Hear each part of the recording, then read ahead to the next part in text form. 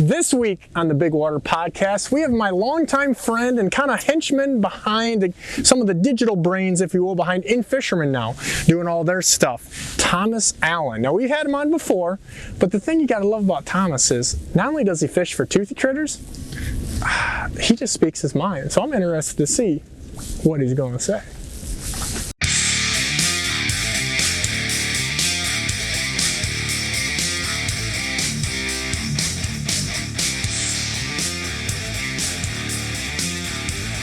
Welcome back to the Bigwater podcast. Today we've got Thomas Allen. Now here's the deal. I don't know why we had you back. I mean, no offense.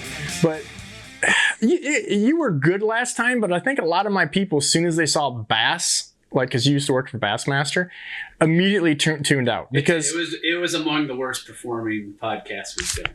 I'm just saying. I don't feel like your performance was, in fairness. I actually told Ross when he told me who was on, I'm like, that guy again? He said he's producer. Wow. I mean, I'm getting it from both angles. I mean, man.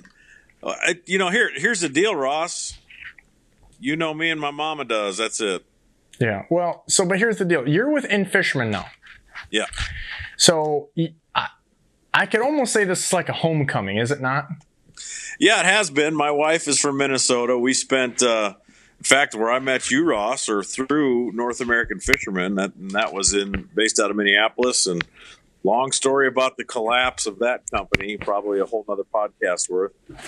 I went to Alabama, spent 5 years there working for Bass, and then had this opportunity with In-Fisherman that brought us home. And it's been awesome.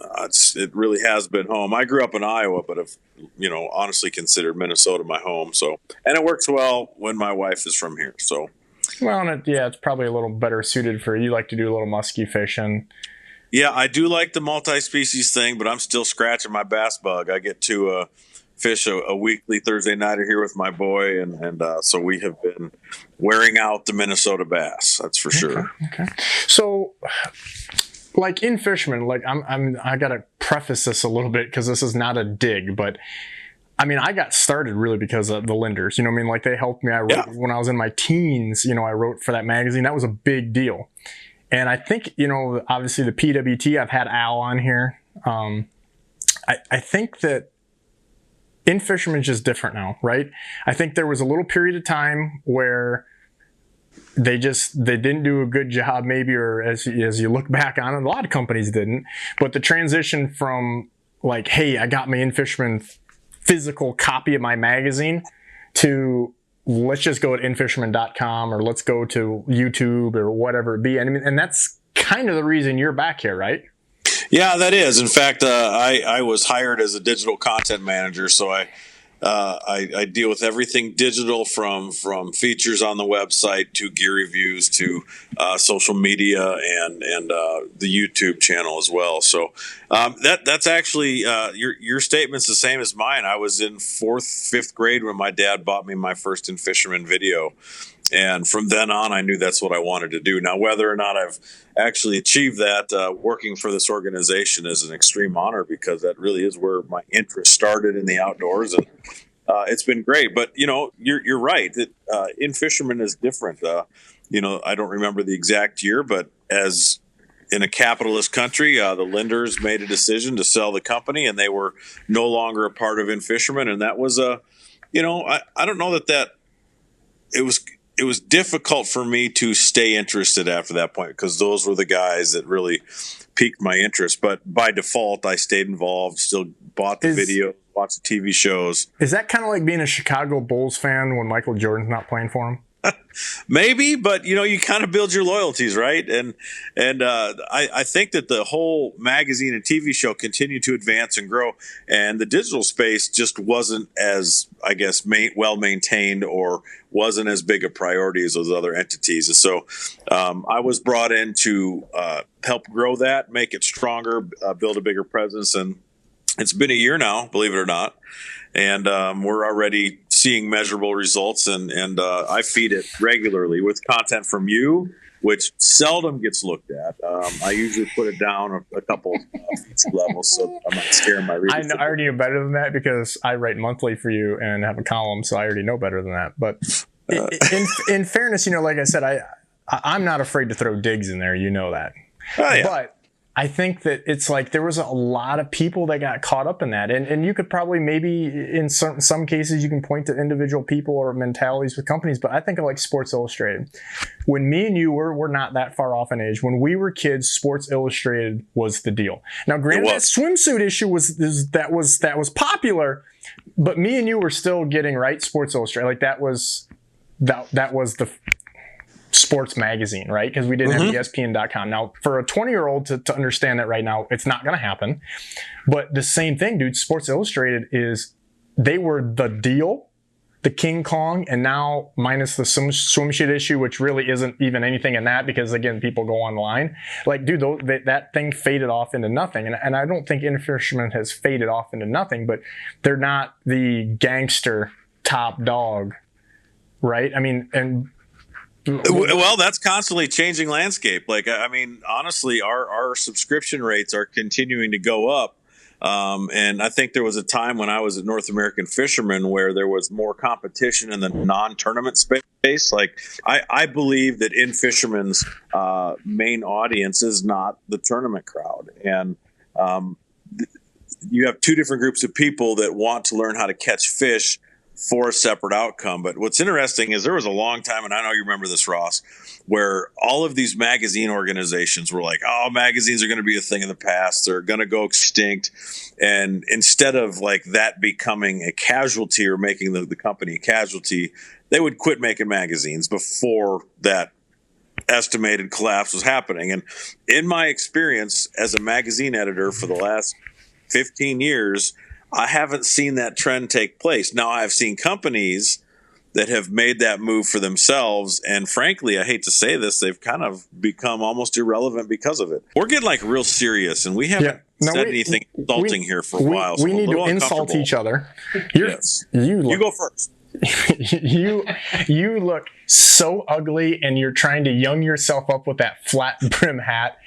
You should probably throw it next to the toilet where that In-Fisherman 2005 magazine was. Well, still is. I haven't thrown that one away. And I'm going to have you know, I was actually visually anti-flat bill forever until I learned fishing applications, and I can see better into the water with my sunglasses on. Easy swindle. Swindle. Without that curvy bill giving me a headache. So, and you know what? This just looks good. So whatever. If you say so. Any rate, I'm going to do a hard right because it kind of made me think of something. So you've been with, and again, if somebody watched the other podcast with you, if they turn it off because they knew you're a bass fisherman. So right now, it would be a really good idea to say, I give walleyes a lot of shit, but I like to fish for them. I'm not really just a bass guy. If you say that, it may help a few more people tune in here. Or tune out. I'll be honest, like I'm not super duper great at catching walleyes. Well, maybe that's why you don't like them, because you suck at it. I was just going to say, no, because they're not that hard to catch. I can go out and catch them. Yes, they are. They're way harder than bass. Oh, my goodness. Well, truth be told, I just haven't spent a whole lot of time investing in how to learn them. But I have called you asking for advice. I have talked to other walleye friends asking for advice. I'm not anti-walleye. I just haven't spent a lot of time pursuing them. And you may or may not know this, but they don't like the hot waters in Alabama. So I had to move back to kind of get to that point. Yeah, that's not a good spot. But where I was going with this, it just kind of, I did a 90-degree turn here when you said about like industry relations. And I thought, so what I started to say was you were with North American Fisherman, and you got, obviously we could go back even farther, but North American Fisherman, then you go to, those guys don't necessarily gel, not that they're enemies with company A, B, or C, right? So that whatever happens there, they kind of went off on a crazy train. You're at Bass. We mentioned Wired to Fish. You're at In-Fisherman. How do you feel? I'm interested in your perspective. I feel like I have an answer for this, but your perspective of how everybody works together or doesn't with industry relationships, as far as from media company to media company. I think some do it better than others. I don't have much of a relationship with the lenders right now. Some of them know who I am. I know who some of them are. We don't get together and go fishing. But I do think that there are individuals there, just like there are individuals at In-Fisherman or a Bassmaster, that if given the opportunity, we're going to hop in the boat together. And that's the one thing that I enjoy about the outdoors is we're kind of all bound by a similar by an absolute passion for the outdoors, and that's important. But these companies, a lot of times, they don't like to intermingle, and I would say, and I don't think that Bassmaster would necessarily disagree with this, but there was very few times when I worked there where there was any type of content opportunity with anybody other than the anglers that I worked with. Now, that's not to say that I'm going to get together with a friend or two at Wired to Fish or at In-Depth Outdoors or whatever, and we're going to create content. But think about how cool that would be if we did. Kind of like the country crossroads of fishing or whatever, where you just kind of do something unique. And I believe that within the realm of a hard copy magazine and a TV show, crossing those lines maybe doesn't work so well, but on the internet, like, anything's right. Like, you can get away with all sorts of stuff. And you see this happen all the time with these influencers and YouTubers, where they will get together and create a piece of content, but they're not like professionals in the space as much as they are just content generators, right? But to have that, maybe I'm getting off on a dream here or a tangent, where I would love to have the opportunity to fish with, somebody at Wired to Fish or somebody at Linders, and we create an internet video, and I bet it would do well. But I think there's a balance there. Like, those people would have to see a benefit, and as well as anybody, fishing with me is no benefit. Terrible. Well, I think, and I don't want to get ahead of myself, because a couple other things I wanted to get your honest opinion, because I know you're like me, like, you don't know when to not say what you're not supposed to say. It's gotten me into trouble, yes. Yeah. Who let the dogs out on this, right? So, at any rate, again, I don't want to get ahead of myself, but when you say like sponsor relations and stuff like that, I wasn't even going there with like companies necessarily per se, but even like when you said Wire to Fish or pick company ABC, there's usually too many conflicts with the companies. Like, you guys are with Starcraft boats, I'm with Ranger. Like, it's kind of hard to cut that out. You know what I mean? Or company C is with Triton or whoever it is, or Mercury and Yamaha. And so those things become, probably, before anything you could even get started, it's just game over. That's absolutely true. And coming from covering the professional bass fishing world, I wanted to do some work with professional anglers, and Doug Stange, the producer, TV, and editor-in-chief of the magazine, he's like, we don't normally work with pros. There's too many sponsor conflicts. And I'm like, yeah, well, we can sort of try, but he's right. It really is extremely difficult to get somebody in our boat that has 100% correlation with sponsors. But, bass guys don't necessarily drive a Starcraft, so you kind of have the boat issue. And, there's definitely some conflicts, and people have to be aware of that. But I kind of wish, and I kind of think, if you're invited onto somebody's show, that you should be able to step out of your obligations that you have with your sponsors, per se, to be a guest on somebody's show. At least that's what I want to believe. Now, I know it's not going to work that way with most guys, but here's the point I'm making, Ross, is you have a brand. Your brand is your name, it's your guide service, and your sponsors complement that, but your brand is not Ranger. Your brand is not whomever. They're a part of what you're doing. But if I asked you on my television show, by default, and it's not my television show, I'm getting ahead of myself there. By default, your brand will get additional recognition in my space, and I think that's going to push people to your website to buy trips. They're going to get in your boat. They're going to see the logos you have on your website. So there is benefit to it. Well, and this is a big one. I don't know if people care to hear about this stuff, but I think early in my career, I think part of it was a mentality. I think part of it was I couldn't get away with back then what I can now. And to your point, like, me and you, we're going to be doing, I don't know if I can let this cat out of the bag, we're going to be doing an In-Fisherman TV shoot, and I will not be in my Ranger 622 as much as I want to be. I, at this point, wouldn't even ask Ranger. Maybe I shouldn't even say that out loud, because they, like, to your point, no one thinks, hey, no, I'm a Starcraft guy or whatever. But you're getting those, like you said, you're getting those views, and now we're talking about some Northland jigs, or we're talking about this, and there's probably some carryover things, right? So I think, the bigger picture, it's kind of closed-minded for some of the marketing people to say, absolutely, you cannot go on In-Fisherman TV if you're in a Starcraft. You're like, dude, but you're missing the big picture. And I think a lot of those thought philosophies, either the people aren't in those positions anymore, or they've changed their opinion. Or they don't have very much experience in the space. And that's the thing. Like, I would hope, and whether you catch a fish or I catch a fish, I don't care. I'd rather I do the catching. You're the guide. You'll outfish me 10 ways to Sunday. That's fine. The point is, sorry, you were breaking up. Could you say that again? I said that I will fish circles around you. And I feel like if you're going to give me time to take me walleye fishing to produce an In-Fisherman TV show segment or a web segment or whatever, that as a result, hopefully some more people will call you for trips and hire you as a guide. And naturally what that means is more people getting in your boat, getting to know your sponsors, and possibly influencing their buying decisions. So yes, you're going to spend some time in a Starcraft boat. I love Starcraft boats. It's awesome. It gets us out on the water. We have a great time, but I also love Rangers.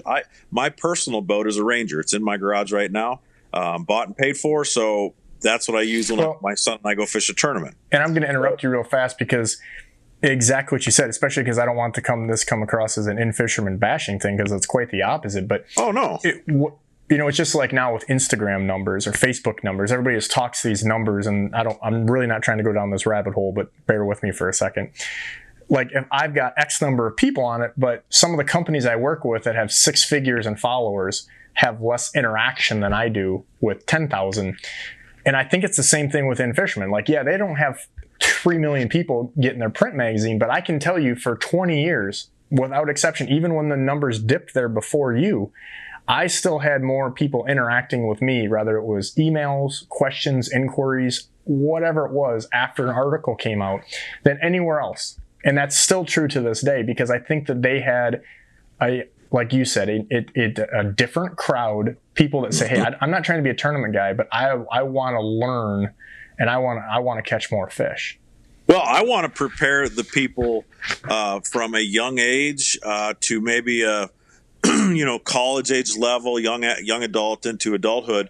I want to help those people become proficient at fishing, so that if they do become bass fanatics, they may slide over to Bassmaster, okay? Or they may go and buy a boat or become a walleye tour pro. I mean, there are so many things that, directions people could end up, but I want to think In-Fisherman is not only a place for the non-tournament crowd, but maybe an area to learn how to master your craft so you take the next step to becoming a tournament angler.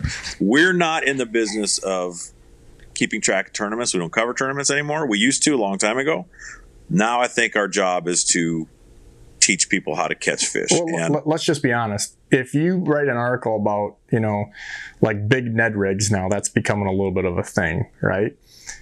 It doesn't matter if the dude's trying to fish a Bassmaster Open or he lives on some small private lake. Catching fish is what it's all about. Learning more about that stuff. And I think sometimes these companies, they try to get such a answer on what they're doing, but there really isn't. Like, it's like putting a billboard up there, going down the road. Like, you don't really know what the benefit of that is. And it's also, there's a lot of, especially in the retail market space, there's a lot of trying to do the one size fits all thing. And that's just not the case in every situation that we deal with. There are opportunities for you to fish with somebody and possibly earn some more followers on social media, get some more business for your guide service. We get great content. Having your amazingly charming personality hopefully boosts our views. It's going to push people away because you're scary, which jury's still out. The point of it is, despite what your numbers may be on social, despite what your subscription rate might be with the magazine, there's no reason we can't get together and create content together. And where that lives is whatever, but we should, as an industry, I think, be doing more of the reaching across party lines. So I'm interested in a third party on this, because people may be sitting at home listening to this or on the treadmill or whatever they're doing. You should be on a treadmill,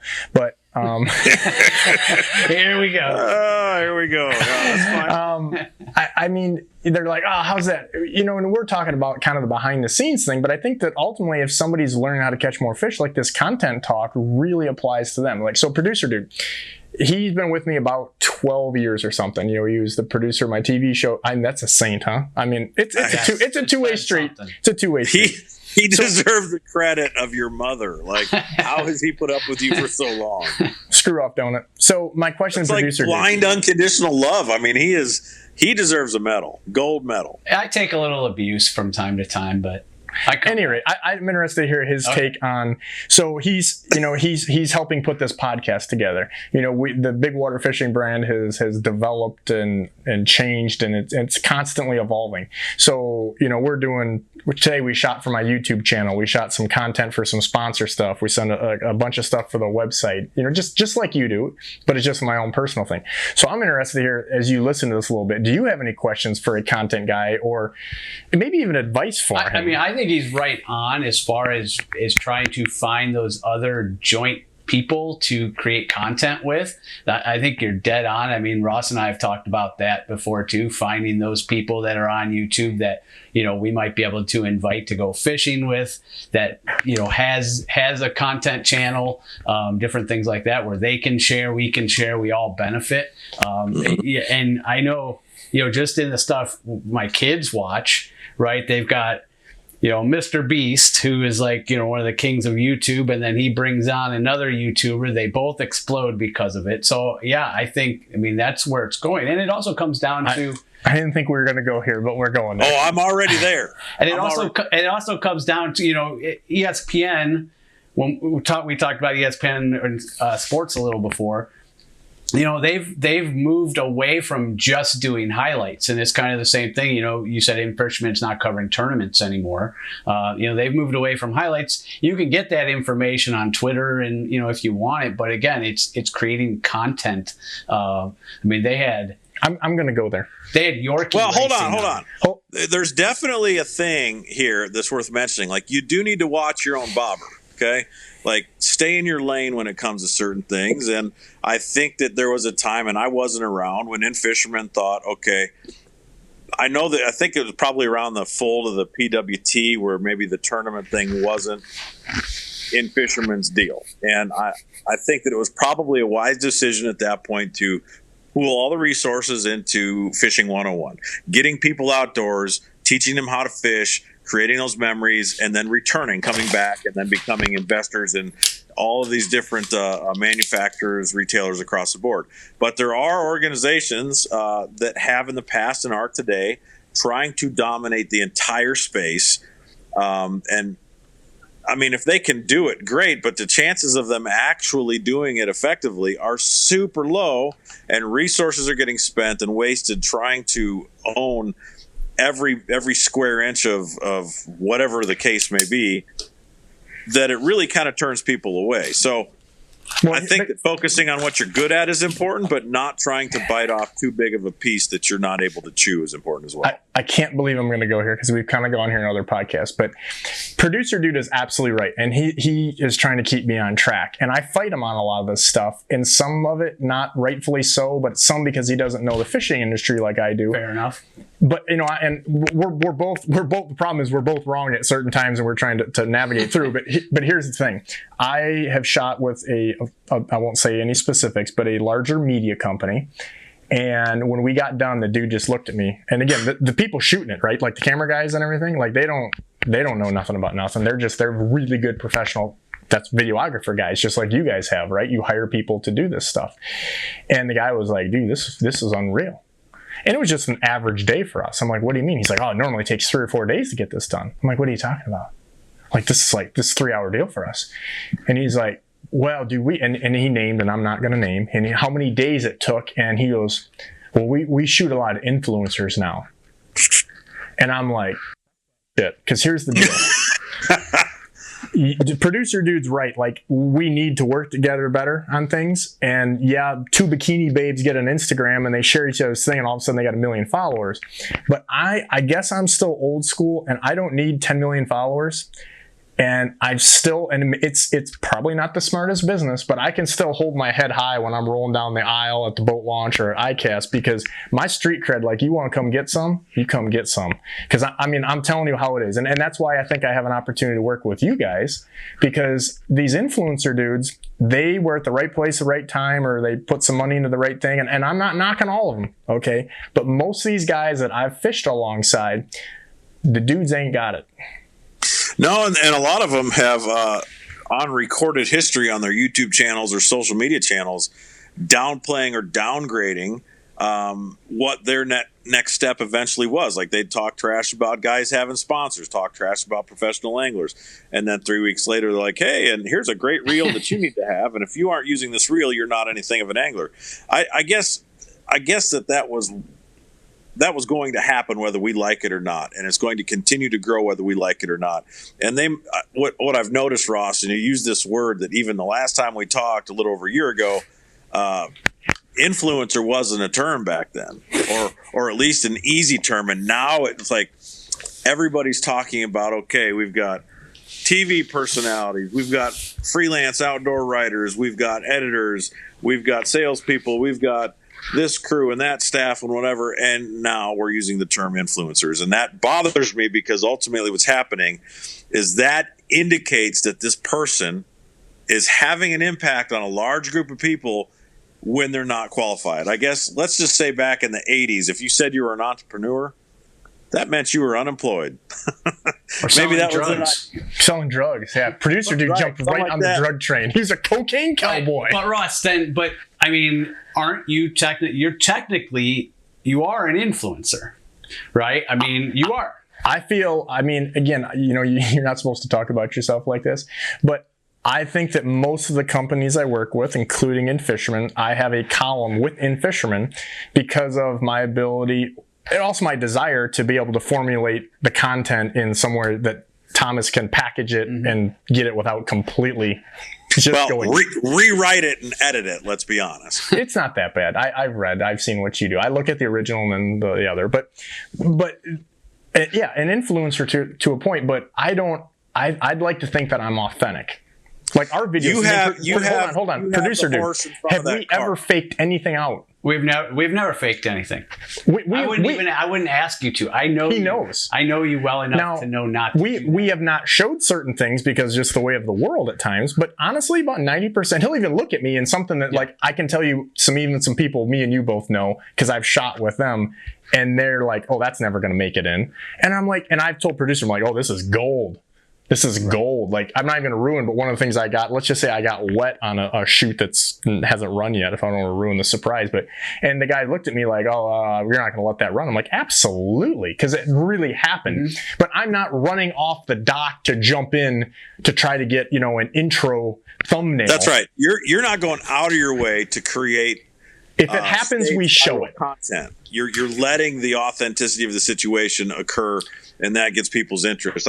There's a big difference between having a baseline 100,000 followers on YouTube about gaming, okay? And then all of a sudden you decided gaming was stupid, you're going to throw that out and go fishing, and all your followers are going to blindly follow you, and then they're going to become fishing fans. That absolutely happen. I mean, that's absolutely. I mean, just again, I bring up Mr. Beast. He's got a gaming channel. He just does whatever, and they follow him there. So, to answer producer dude's question, yeah, I guess I am an influencer, but because I have street cred, because I have left a lot of money on the table through the years with companies by not taking something, like one in particular that was like, wow. You know what I mean? Like you start seeing, you think you're a straight shooter, Thomas, until you start seeing real numbers in front of you, and you're like, dude, that's a lot of money, bro. Well, and it takes an authentic person to say no.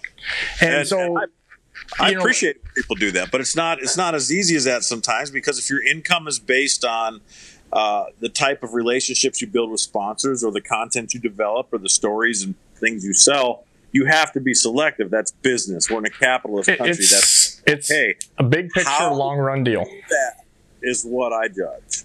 Right, and there's been a few times where I asked producer dude, and he's like, "Oh, we can't run that," or something happens. But we have never gone and go, well, tomorrow I'm going to pick a fight with somebody in another boat or launch in order to get some audio or thumbnail. As funny as it would be. As funny as it would be, because God knows I would run that. And then the next thing we need to do is get you putting Michelob Ultra in the background of all your shots.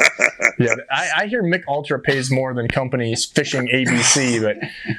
Well, but there's a fine line between building a relationship with a sponsor, carrying that relationship until it grows and produces fruit, or you have the opportunity to move on. But if you're going to, and I don't blame you if you do, but do it appropriately. There's a certain pro angler, no names, no mention of species or tournament trail, that got pretty big pretty fast, dropped one of their previous sponsors like it was a hot potato and went to the next one.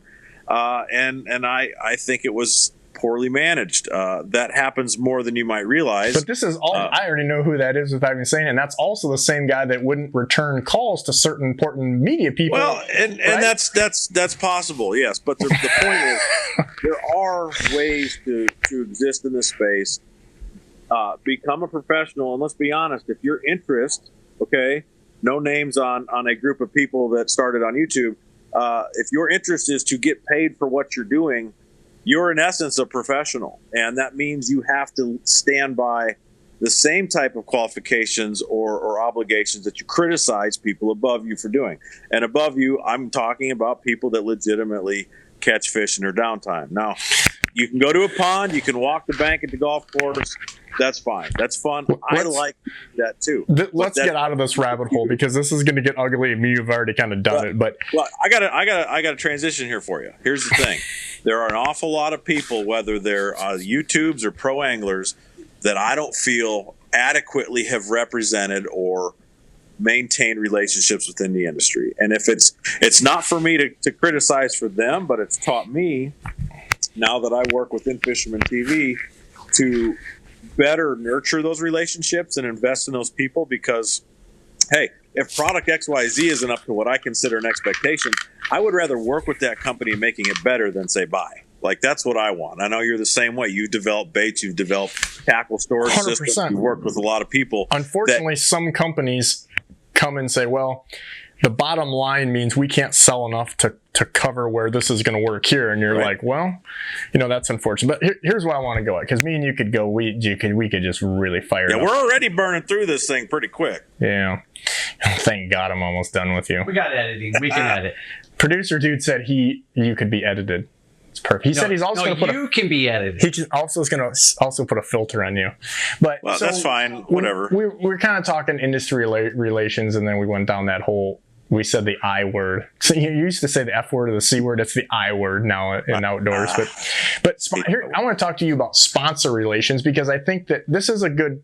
I'm interested to know, even like producer dude's kind of outside take on this too, is so sponsor relations for me in my current and longtime gig, and sponsor relations in yours. And I don't say the company or whatever, but when I talked to you about, hey, doing this a couple days ago, you were basically doing a sponsor relations thing. Is that fair to say? That's right. Yep. So tell me, like, what we can talk about my angle of it, or pick Joe Schmo, pro bass fisherman or whatever, but sponsor relationships for you as a digital editor or whatever your title is within In-Fisherman. How is that different than it is for me? Well, so I, as an editor, and I want to present pieces of gear and equipment and stories to my readership in an unbiased manner. It's my obligation, it's editorial integrity that I adhere to, where I may have a sponsorship and a partnership with Humminbird through the television show, the In-Fisherman TV show, but on the website and the magazine, we're still going to cover Garmin, we're still going to cover Lowrance, and the same goes with like a Rapala versus Berkeley. Rapala versus Berkeley, I think I said that right. There are ways that I have to navigate those waters, whereas you work with individual people that help, build your brand, create your brand, augment your brand, and they also contribute to some extent money on your bottom line. And that's all different in that you don't have a big delivery device like a magazine that's reaching thousands of people. It's your brand that's reaching your potential clients and whatever. So you kind of have to play a little bit different game, whereas people know me as an editor in the industry, but that doesn't mean that I haven't built relationships over the years and have personal preferences, and I just don't let those biases come through in the magazine or on the TV show necessarily. We want people to catch more fish. Now, you're right, on my Starcraft boat, there's Humminbird Minn Kota, and we're going to talk about on that television show how that product has helped us catch more fish. What I won't do is say, if you are not using product XYZ, you're not going to catch fish, because we know that isn't true. I don't like that type of thing. And that goes back to a conversation a few minutes ago. A lot of these younger generational influencers have a tendency to say, if you're not using this product, you're not catching the kind of fish you could. And I have a problem with that because it's not true. So my idea of building relationships is being available, answering the phone. When there's an ideal point that is not too, I guess, slutty, you promote their product. There's a way to do it appropriately. Did you just say what I thought you said? I did, but I know you agree. Like, you don't want to sound like a paid promotion. You want those people to believe you. And here's the thing, Ross, I'm going to give you a compliment despite all my impersonal warnings not to do this. You are good at finding an application for the products and the companies you work with because you believe in them. And I'm going to correlate this. A good friend of mine, a former guy I used to work with, Justin Lucas, now fishes with Major League Fishing. I was at Bass when he left. There were some fundamental differences. We stayed in communication, but one of the things I loved about Justin is he made a comment on a podcast I used to do at Bassmaster about, if you want to become a pro, catch the fish first and the sponsors will follow. And a whole lot of, I think, this next generation think, well, I'll catch the fish after I have the right products. And so they worry about it's the cart in front of the horse. It's funny you say. I'm speaking at the NPA conference about basically making a living fishing. And I mean, that's a good portion of this is the way that I'm phrasing it, this little sneak peek if this comes out before that speaking, but it's like, don't go up and ask to swing against Nolan Ryan before you take batting practice for like a long ass time. And I think too many guys, and I know some people pretty close to me that they don't understand that either. I said that they're trying to be the CEO before they even get through college. And they miss their opportunities, they miss the relationships thing, and again, this is down another whole rabbit hole. But yeah, people think that, and again, I think I blame this on the influencers, because people think that they can take a shortcut now and you don't really have to catch them. Well, so that right there, that's the thing. Justin Lucas, he catches them everywhere he goes, and he's competent as an angler. He's competent as a promoter. He's kind of the whole package, right? I think he'd probably sit here and tell you, yeah, there's things I do different in my past. I'm not saying any of the decisions I know about are right or wrong, but I think he's honest. He's genuine. So you've got a couple things going on there that make him valuable to a sponsor. But it's easy, especially when I was at Bass, to sit there on the water, and I did. I took a lot of pictures. I covered the sport. It's easy to sit there and criticize those guys for either making a decision or not making a decision, walking away from that tournament trail and going home and thinking, well, I just watched them do it. I think I can do it. So you kind of like, you inadvertently mislead yourself into believing you can do what they do when you haven't put in the time on the grassroots level to really know what you're doing. So his advice will ring in my head forever. Be on the water, learn how to catch fish, master your craft, and then ask to get paid for it. I want to circle back a little bit because I agree with you, but I think the context, I'm going to take it back a little bit. When you basically in so many words said that don't say I can't catch them on or you can't catch them with this brand, you got to have that brand, in so many words, right? Mm-hmm. Right. I disagree with that from a technology standpoint. I agree with it from an all-encompassing lure, rods, and reels or something. Okay? I use Loomis NRX rods now. I can't even believe how much more sensitive they are. I'm not going to tell you if you don't drop shot with one, you're not going to catch fish. I do think they'll improve and make a good fisherman better just by using them. I believe that. Maybe a bad example, but I think where I would disagree with you, and here tell me if it's not even disagreeing, I think it's just a different angle, because technology. So I've been with Humminbird since like 2007. Okay. There's been this, right? Generally speaking, those guys have been pioneers. Spot lock, autopilot, side imaging, 360. And right. So there was guys on, the Elite Series that had 360 when nobody had it. And company A or C couldn't use 360 because that guy said no dice. Right. Then all of a sudden live sonar came out though. Right? Some people got let go over some of that. There was people that like John Cruz, for example.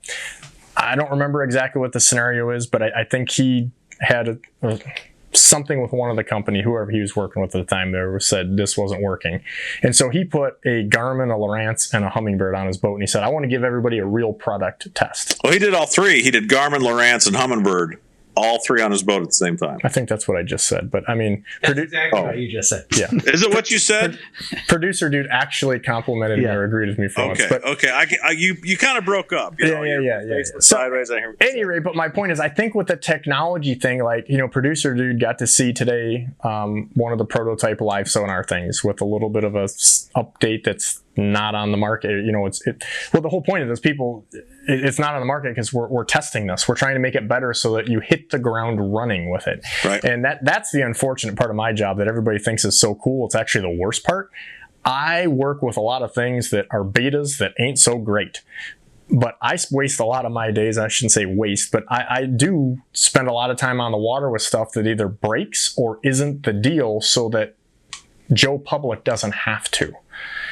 Well, that's the non-glorifying side of your job, but somebody has to do it. And the reason you do is because you understand the technology, you understand how to apply it to fishing, and that's what makes you a valuable person to test stuff. And, I hope there comes a day when I make that list. Honestly, I know that there's we won't use inconvenience as a word, but like you're going through the ebbs and flows with the development and the research. And I think that's testament to a company that invests in their pro staff, that they trust them enough to provide adequate and applicable feedback. You've got to have that. I like John Cruz. He's a friend of mine. I've covered his products at Bassmaster. He's funny. He's a good dude. I don't know how I feel about the 3 different brands of electronics on the same boat. I don't think it was wrong. I'm still digesting all that. Isn't Wheeler doing that too? I think so. I don't think from a business standpoint these guys have made, and to your point of like that, Wire to Fish does that, where they go, hey, we'll talk about and advertise with company A, B, and C, whatever that brand is. From that standpoint, I think that works. In-Fisherman. Yeah, well, it's media. It's coverage at that point. Like they're trying to provide information to the readership. I don't know if it's from an angler standpoint, does that really work? Well, it was interesting, and I think the jury's still out. I'm not here to criticize because I know there's a lot of reasons why people run different sonar. I kind of feel like what that's going to do is make it harder for younger incoming anglers, and maybe they need to have this level of expectation and standard. You're going to get these the Humminbird, Garmin, and Lowrances of the business are going to say, okay, if you're going to run our product, here's a contract you're going to have to sign, and you're going to have to use all of our products. Not like you're not going to see guys running, just Humminbird electronics with power poles, right? Yeah, they're going to be under that umbrella. So hold up. So let's change roles though. Producer dude, I'd like to know what your thought as a non-fisherman outsider business standpoint is. So let's go back to the FLW days when guys were making $300,000, $500,000 paychecks, right? I'm not going to say every one of them, but I worked for FLW at the time. A lot of those guys, and when I say a lot, I mean almost all of them, that were sponsored by company A, non-Humminbird. I'll just leave it at that. You can pick from one of the 2 or 3 other companies. They had a Humminbird up underneath their dash, okay, because they had the Lake Master cartography. So when these guys are ledge fishing or whatever, Kentucky systems and all that stuff and Bull Shoals and all that, dude, that mapping was ridiculous. Lake Master was a game changer. So as a company guy, would you really fire somebody for inadvertently or not showcasing that you're using something else when it gives you such an advantage? Or would you rather see your angler in 80th place getting his ass whooped when it wasn't like front and center? I mean, it's not misleading. It's just not, maybe it's not being completely truthful. Not being truthful. It's not being, but that's the same thing with lures, right, man? I mean, how many times you hear, oh, I won the classic on this. It's like, dude, you made 3 casts with that lure. You caught 1 fish that wasn't a keeper, but now we're going to pump this as the classic bait or whatever it is. Like that's been going on for decades. I got a problem with that. Personally, if you signed a contract with somebody, then you should be using the products that you... Even with the electronics. Yeah, I do. If you signed a contract. Now, if there's no contract and you got a discount, but you still paid money, I think there's probably an argument to be made there. But here's the thing, though. I say that as a outsider looking in from a writer producer standpoint, if a pro angler truly feels like they're getting beat by the competition because of a certain piece of electronics, I can understand the mindset. But if you, and I don't care. I'm caught on it because, like Ray Marine, for example, Ray Marine is the only player without live sonar. A lot of fisheries right now, I mean, jerkbait fishing for smallmouth or drop shotting, if you don't have live sonar, you are at a supreme disadvantage. Like, I don't even know if you could beat those guys. But I don't know about that. So you're not wrong, okay? But look at the weights. And I'm sorry we keep going back to tournament stuff, but here's an example. If you look at the weights of smallmouth out of St. Clair, comparatively over the last 4 or 5 years, the weights have hardly changed. So the fish haven't really changed. Now, Lake St. Clair, those fish are roamers. Those smallmouth bass are all over the place. So live sonar might keep you on the bite, but how did guys catch them way before they had it? It absolutely changes consistency. You don't have to thread the needle anymore. Maybe, but the weights haven't changed. You see what I'm saying? So across the tournament, they're still catching the same amount of weight. So really what's happened is are they though?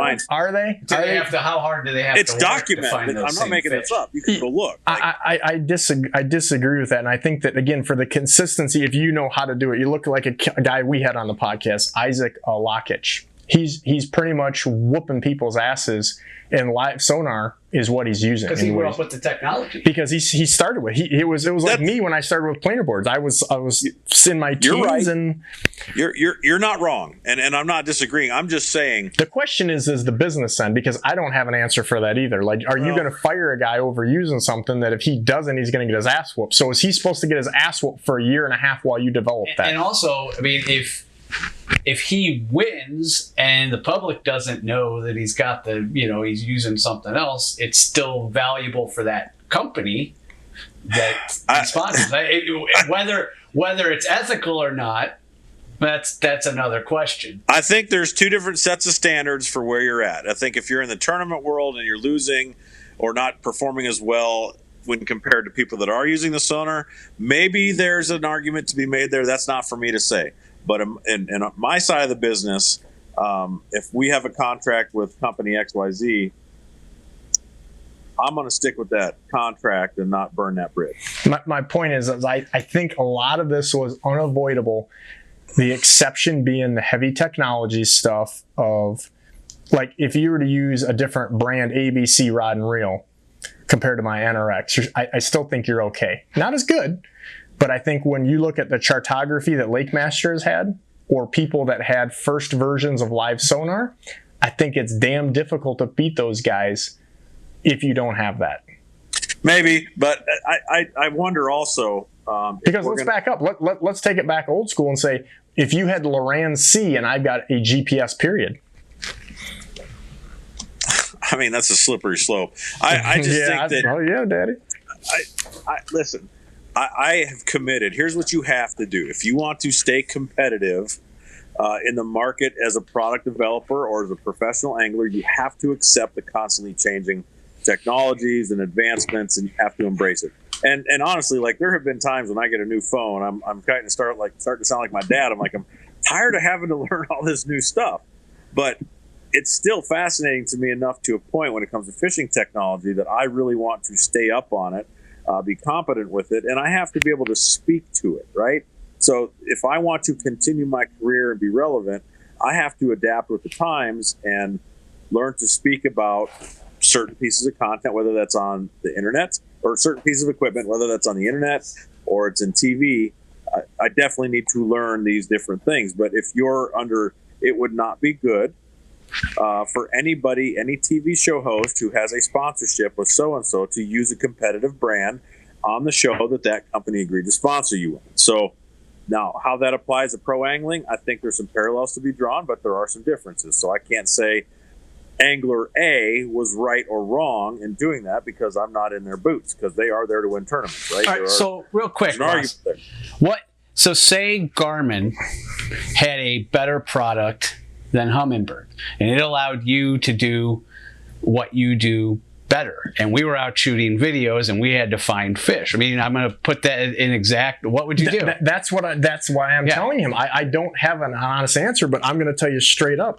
I was with the previous company. I mean, I've been doing this my whole life, right? So prior to 08 or 07, I ran a different brand of electronics. I've always run Minn Kota trolling motors because they had the power drive. They've always been the deal on that. And I went to Humminbird initially, I would say parallel at best business decision, okay? Because the vision, and some of it was people, okay? But the vision of, I didn't feel like the people that were previous were going in the direction I was with more of the product stuff. And again, how it applies to me. Now, if you're bass fishing and you're fishing doing this or that, it maybe doesn't apply. And I knew about some of that stuff, the chartography. So Lake Master was a company, the stuff you see on there that's ridiculous mapping. It still is 15 years later. Humminbird bought them.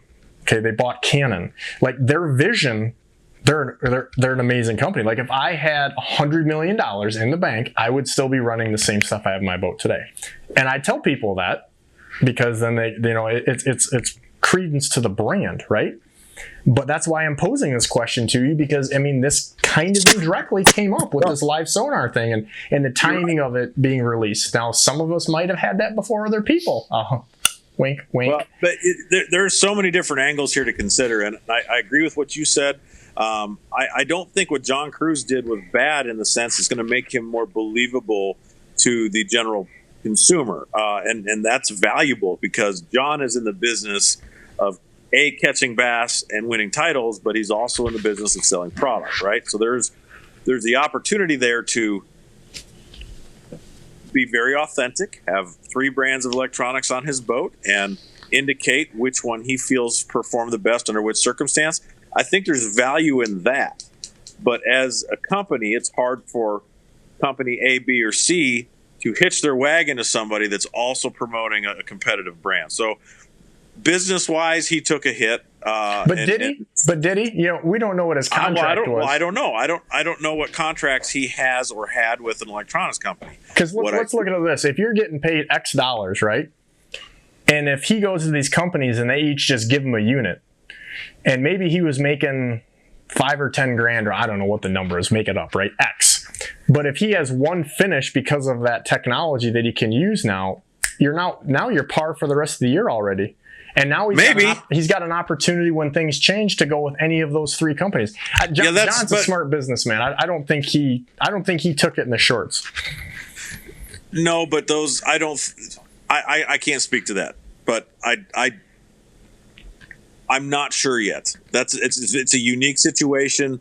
I know why he did it. I think his intentions were honest, and I think that's going to make him very more credible when he's on the stage talking about what he's using after winning a tournament or doing well, or if he's giving seminars. I think it's a calculated risk.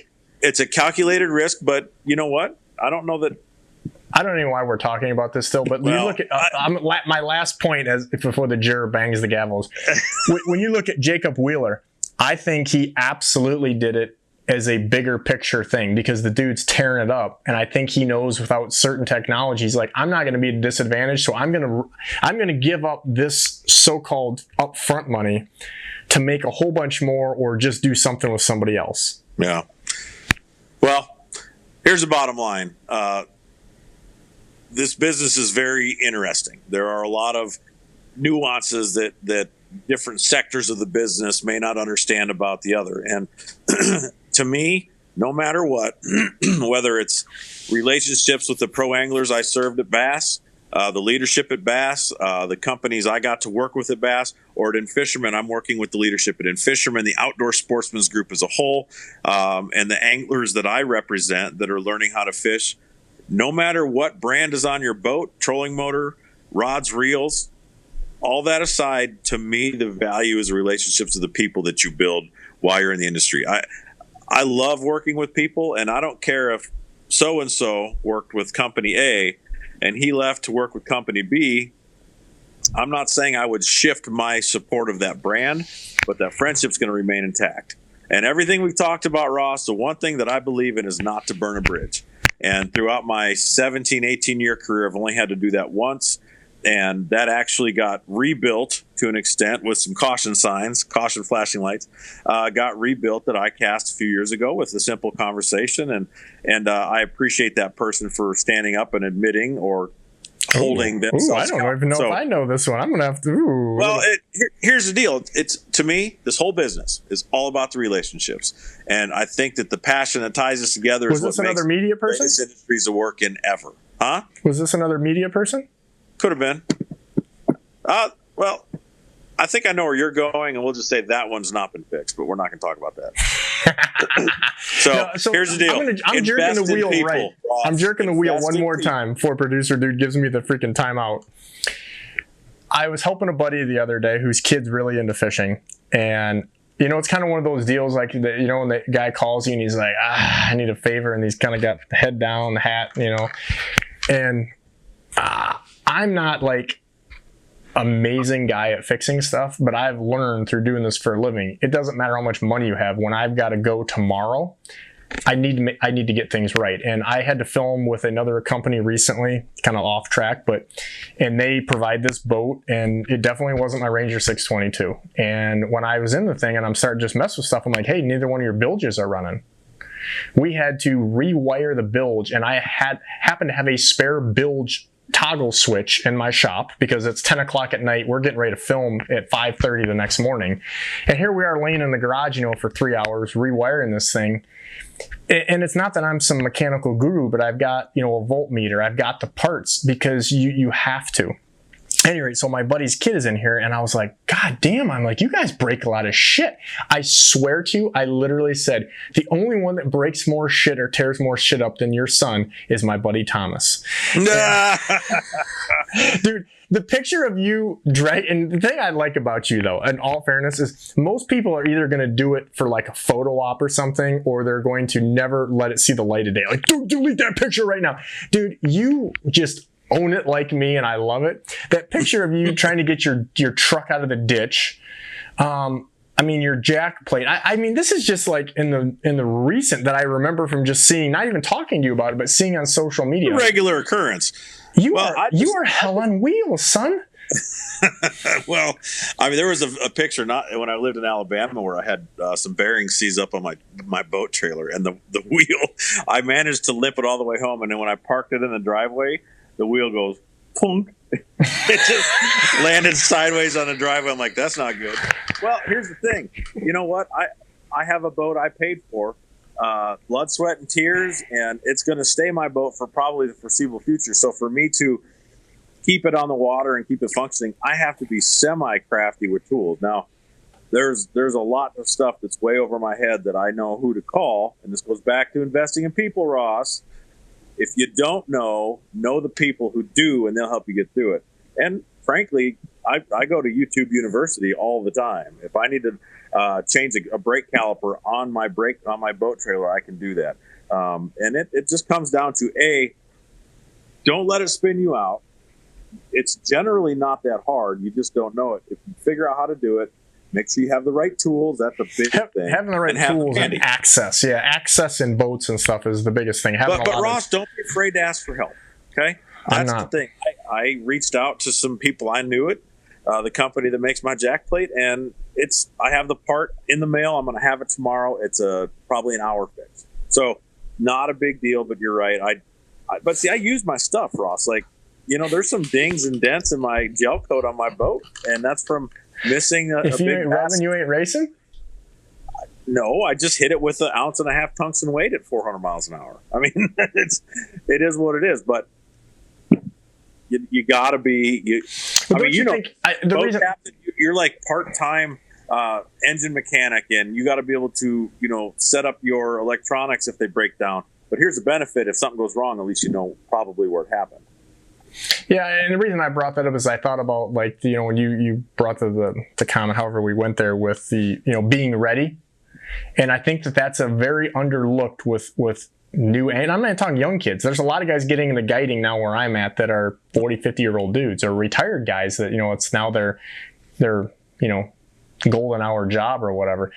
you got to know how to kind of handle some of the stuff. And again, I'm no super mega mechanic, but I've got the tools and I've got the extra parts and pieces. Like you said, I can make a phone call and say, hey, I need help with this. Like one of the guys that works for me is just ridiculously good at it. And normally his whole thing is, you got this, this, and this, I'll stop by on my way home from work. Because if not, we're SOL. And having that stuff is half the battle. Well, like I say, if you don't have a relationship with somebody that might know, and you're burning bridges, you're like, there's so much value into sticking by people and investing in people. And I know I'm keep going back to that, but even if you're fixing a wheel on your boat, I have a good friend that happens to have a welder and a lightning scissors, as we call it, and he was able to help me get those seize bearings off the spindle, and we did it all in his driveway. Now I could do that on my own now, I believe. But if it weren't for my friend in Alabama, Paul, thank you. I actually, it'd still be there. I travel when I go like ice fishing in particular, because on the roads that time of year, with an extra spindle, hub, and bearings for my trailer. Because again, I can probably go into some shop somewhere in the middle of nowhere, but if I don't have the parts, that dude sure as heck don't have them. Yeah. Well, here's the thing. The industry's changed since I started, since you started, and I think that if you want to stay relevant, you gotta roll with the punches. You got to. It takes extra effort to stay up on electronics. It takes extra effort to, spend money on a tool you're only going to use once a year, but it's going to save you money by having it. So I think staying flexible, not getting stuck in your ways. You're going to make it in this business if you're that way. But the people along the way, Ross, I mean, I hate your stinking guts, but I love you at the same time. I don't know why. It's kind of weird, but we all. So are you.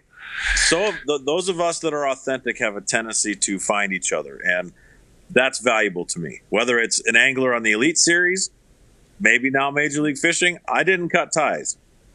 Don't burn a bridge. Okay, we're all friends in this business. We all are working. All I can tell you is, before this gets lovey again, and I got to say something naughty, I think In-Fisherman Thomas did a lot better than Bassmaster Thomas. Well, I mean, I hope that's the case. Maybe he did, because he didn't have that ridiculous microphone looking like Larry King Live there. You remember that producer? And then it wasn't working half the time. And I'm like, and then he was sad when we told him he couldn't use it. Yeah, we're like, just hold it, talk into it. I use this for every podcast and never had a problem. Well, it's your junk technology. You guys need to upgrade, for real. I think it was you. I'm just while you're at it. I'm thinking it was you. I'm the host. I like that one. At any rate, he didn't hear that. I had to say it. I'm done. I'm done with you. I'm not done with all you guys. Thank you for tuning into the Bigwater podcast. Producer dude is going to remind me before I say it, but here we go. Check us out at Instagram, YouTube, Facebook, and bigwaterfishing.com. Pretty much type in Bigwater. You're going to find us doing some fishing stuff. Subscribe. Please follow along. Ask us questions if you'd like. Just don't be an ask-hole, as I've learned recently. So ask us some specific questions. We're going to do the best we can to get that answered for you. Thomas, thanks for tuning in. Hey, appreciate you, buddy. I appreciate your time. Cold. Be nice. Smile. Yes.